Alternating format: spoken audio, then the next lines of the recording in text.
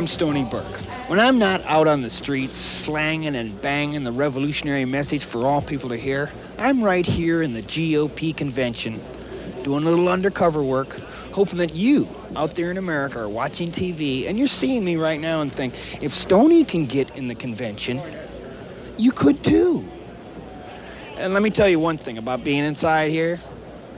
You have to put all your intelligence in your back pocket, sit on it for a while, flatten it out, get it lateral, and you come in here and you can talk to these people, and they're just like me and just like you, only there's a vast income and class difference between the Republicans and everybody else, but that doesn't bother us. Pat, can we look for you to run in 96? Ask her. Thanks, Pat. Dan, good luck in November. Hey, how do you spell re-election? Okay. I have one question for her. I'm PBS. PBS? Yes. I'm shocked. I know. Here you are shaking my head. This is a violation. What are you going to do about homelessness? How come no one's talking about this? This is ridiculous. You're talking to the author of the bill to provide homeless shelter linked to care for people. How come 40% of public housing is empty in Detroit? What are you going to do about this? That's the Public Housing Authority. The Public Housing Authority has prevented us from putting homeless people into public housing. Now, if PBS were doing its job, it would go up to Detroit and discover what's going on in Detroit. Come on, Jack, that's a scam. Come on. Yeah, there's lots of people up. Oh, come on.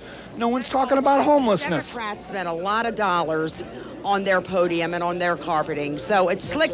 But who's the Secretary of Housing? Who's the Secretary of Housing? Slick Willie spent dollars for his convention, and he's just being slick again. Okay. Yeah, we got him mad now, don't we, huh? We talked about homelessness. 40% of the housing in Detroit is empty. Why? Under his administration. But who's the attack? TV, television. Yeah, it's my fault.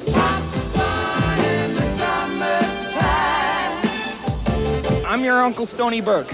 Oh, really? Uncle Sam. Yeah, I play Uncle Sam on many campuses. How you doing? How you doing? Great, thank you. I'm great. Now, you're with the Comedy Channel or something. Have you met these guys? I haven't met them recently. Who are they? Introduce me to them. Yeah, turn around and say hello to those guys. Neil, I want to ask you one more question. Don't you think you should give the money back? No, I think that's a silly question, Sam. Good going, buddy. Hang in. Really? We need it for schools, Neil. Secretary Brady. Excuse me. How are you? I'm Stoney Burke from PBS. I'm a big. Okay, I got one economic question for you, just one. If 1% of the people own 40% of the wealth, how do we fix that? Listen, the job that we've got before us is to make sure everybody in this country's got a job, and that's what the president is going to concentrate on. Come forward with some concrete stuff, not raising taxes like Bill Clinton. What's your name? Dick Bigelow. What the heck is that on your head? Well, it's pretty obvious. The sign says it's a victory bush, so it's a bush with a quail in it, and I'm trying to send a message that we want Bush and Quail reelected. What's your vision of America?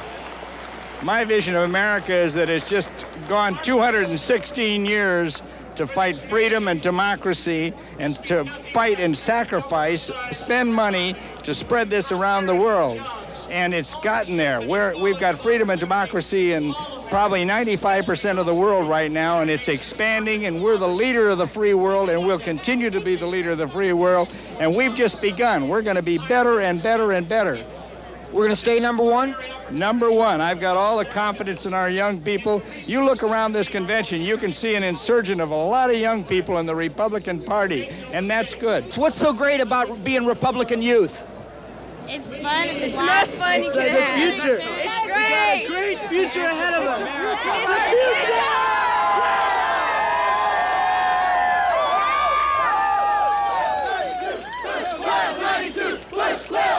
future. Get scared now. Get scared now. Get scared now. Get scared now.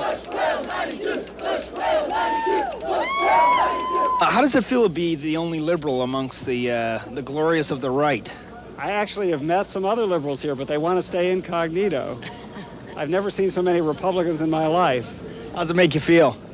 I'm going out to get a breath of fresh air. I am angry when I see a bunch of high-priced lobbyists come in to manipulate and break the law and break the spirit of free trade. But aren't you a high-priced politician who perpetuates this system?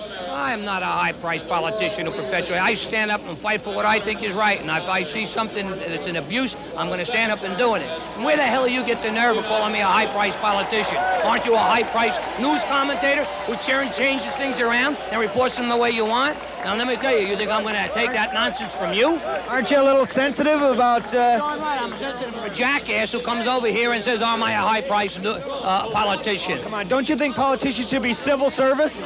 Yeah, I believe in civil service, and civil service is standing up for all of our people and calling them the way I see them, and that's what I do. You're rude and you make too much money. You're a jackass. Thanks.